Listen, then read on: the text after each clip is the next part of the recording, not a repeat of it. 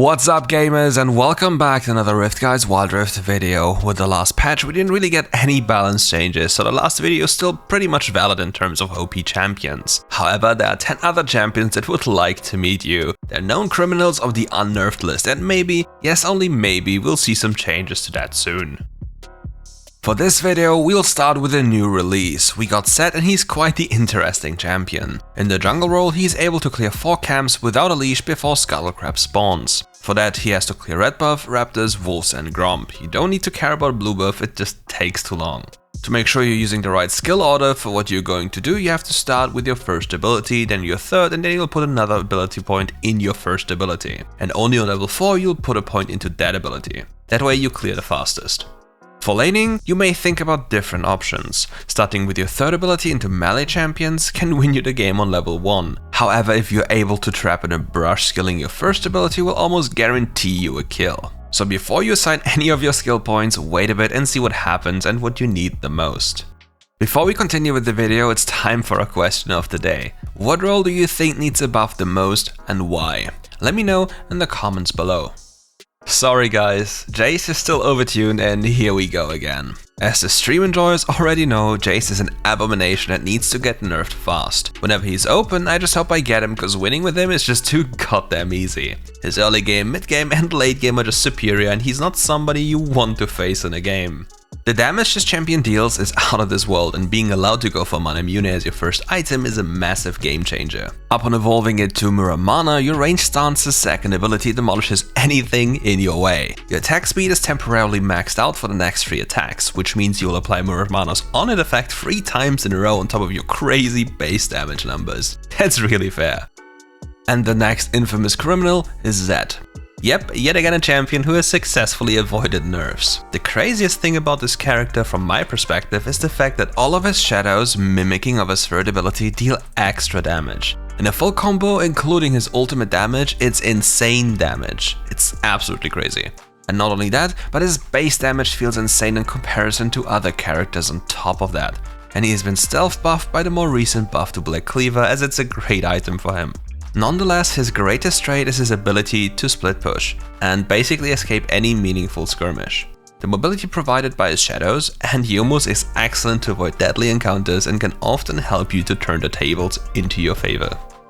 Ah yes, another interesting champion who has received a nice stealth buff as well. With the recent buffs to Essence Reaver, Corki has gotten a bit of extra power on top of his already dominant kit in the Dragon lane, at least in professional play. He is able to neutralize all lanes and at least go even, which is a big victory in his book. There's also some new item constellation you can think of whenever you're a true enjoyer of ability haste. Going Mana Immune into Essence Reaver grants you infinite poke paired with insane ability haste and an endless pool of mana. Best of all worlds combined in one.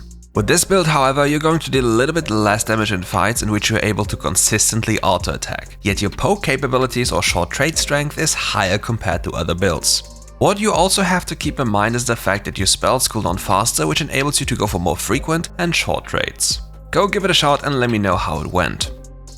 The next pick on this list is Garen, and this champion also celebrates his comeback with the Black Cleaver buff. In the past he had received some nerfs to his base stats in favor for some additional AD scaling, so the typical Sunfire purchase lost a lot of popularity and is usually delayed and bought as your second item. That way you guarantee that you have plenty of health and bonus damage at the same time with the Black Cleaver rush. One of the few key mechanics every Garen player has to know about is that you should ideally try to animation cancel your auto attack with your first ability. If the enemy team or laner has a very telegraphed trading pattern, you may also use your second ability in a more proactive way. Here's also another thing about this champion. You're not just a Baron laner, you can be put mid lane, especially if you're facing a Sett, as you completely deny everything he does. He can't kill you as your second ability is a bit too broken. Who do we have here? Another criminal that is still roaming the Rift. His most recent nerf made him wait, nah. Just a joke. He's still more than fine and the changes really didn't do too much to him. For the jungle role, you can still pick this champion as often as you like and he's going to win you some more games. The great benefit of this champion compared to champions such as Lee Sin is the fact that you are heavily scaling and able to literally carry a game on your own when you're fed. You take towers within seconds and kill enemy champions equally as fast thanks to Trinity Force. Something that's really nice to do on this champion is to pre-stack your ultimate passive. You hit monsters or enemy minions twice to prepare the big bonk and then jump onto the enemy for an insane burst bonus damage. Another thing you need to know is that your third ability reduces AoE damage taken, which means that if you're for example target of a Fizz ultimate, you may press your third ability to mitigate 25% of that incoming damage. From one criminal to another criminal, this champion has already received a nerf which really impacted his ability to do 4 camps before the Scuttle Crab spawns. But you're still able to do the most typical clear every jungler does. A full red stack clear into middle lane into Scuttle transition. Maximum safety while you're gathering the most information possible. If you ever happen to have a Kai'Sa on your team though, or anyone who wants to leash, you can still go for a need for camp clear before Scuttle Crab spawns. What do you have to do for that though? Start with your first ability, then your second. Then put another point on your first ability and on level 4 you're going to level up your third ability. Quite easy and very effective if you're allowed to go for that kind of clear. And here's the real deal about Kha'Zix. He's one of the only champions that love to go for Duskblade. In doing so he gains the ability to always know why he's seen on a ward or whenever somebody's trapping for him. How, you might ask? Pay close attention to your Duskblade passive and check if it starts decaying. If it happens, you should turn around and run. Next up on this list is a champion that requires a bit of assistance to carry, but with at least one decent hyper carry on a team, she's absolutely nuts. Morgana has received a buff to her clearing speed and that enabled her to be the very first jungler that can clear 5 camps before the Scuttle Crab spawns. For that you have to try and multi-camp clear your jungle. You want to leash blue and Grump together so your second ability hits both of them. Do the same thing with red buff and Raptors and you're already set up for success. But now let's talk about what truly makes her so broken. Her non-committal way of fishing for picks. By continuously spamming her first ability, she doesn't put herself into too much risk as long as she backs off after missing it. Once she hits it though, it's game time for your team. This target should immediately die. The next thing you have to look out for is how you use your second ability. You don't want to fish with this ability, you want to guarantee its value. So here's a thing you need to understand. Once you put down your second ability on cooldown, you will lose your main source of DPS, which is a huge commitment. Therefore it's mandatory that you're patient. For your items, you can purchase Luden's Echo for ability haste, and if you feel that you need more tankiness, you can also go for Rod of Ages or maybe even Liandry's Torment. Another thing kind of hidden about Morgana is the way her second ability gets reset. Most players believe it only gets cooldown reduction if the spell itself hits enemies, but no. All damage spells on Morgana reduce the cooldown of that spell, so even your initial ult cast and the second trigger in combination with your first ability. Pay close attention to it and make sure to spam those puddles. For our lovely supports, we have also some OP champion for you.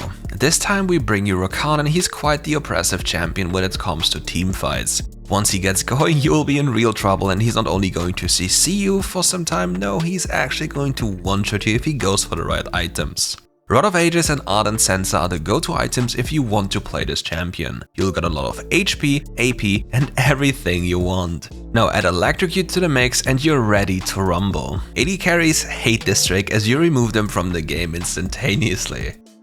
Last but surely not the least, another criminal takes the stage. Fiora, the Grand Duelist. This champion has been a thorn in every Baron laner's side since forever basically. But this time it's not only her strength in the Baron lane that is a problem, it's her strength in the jungle position. Here's something you should know about. Basically any melee champion is able to be played in the jungle role. With the most common clear being a full side red clear, any melee champion is able to pull it off and get towards the Scuttle Crab transition without any kind of problem. And then it's only a question of their relative strength. And what does Fiora do best?